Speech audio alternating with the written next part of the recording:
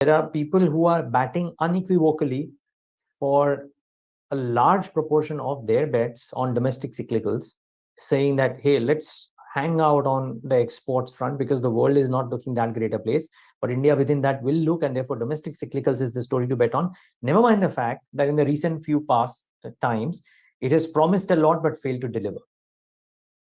No, I would say domestic cyclicals at this point in time, or in fact, I would not say cyclical itself, but maybe if you want to term consumer-driven stuff as a cyclical, one can bracket it that way.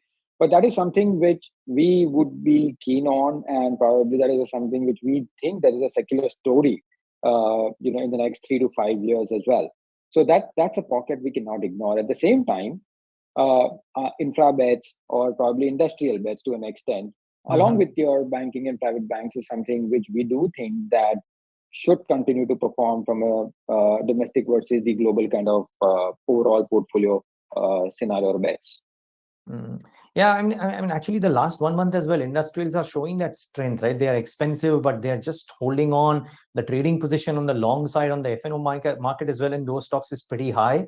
Is it that is it that, let's say, for example, if you are constructive there, is it that you are so bullish on what the order flows and the execution could be that the current valuations don't deter people like you?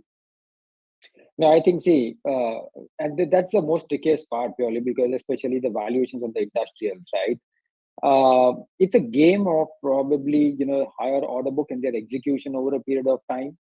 In the distress time, you will see your margins and you don't want, and you are attributing probably the valuations with that kind of distressed, margin profile. But as you get the benefit of those kind of operating leverage, you see those kind of margins actually going up by 50% from what they are within the order book, and and in ever expanding order book, to be very honest. My sense is basically the earning profile for the next upcoming 2 or 3 years kind of changes dramatically, and this is something which we have time and again seen over different cycles that the analyst community probably get it wrong, and rightly so. I mean, it is very difficult to kind of predict that kind of swing, both in the margins up and resultant profitability as well. Having said that, when the markets on an overall basis are going to be weak, of course, one can definitely try and time it out better in terms of any corrections and so on and so forth. But that's up to probably individuals' comfort. But from a longer term perspective, I think the opportunity is pretty much there.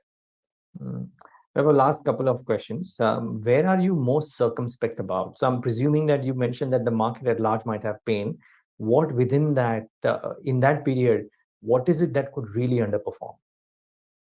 So we do think that global commodities, metals and mining, I think is a sector to be a little, circumspect of. Because again, we have seen from a global perspective, when the global growth kind of crashes down, there is no way that metals and commodities can continue to perform what they have, earlier. So typically, you will see commodities kind of trough out at about 0.5 book price to book, and the peak goes to about 1.52 times book, right? Depending upon where you are in the cycle. So that's a band one should be kind of looking at. And at this point in time, we do think that metals and mining and commodities is something you should be clearly away from.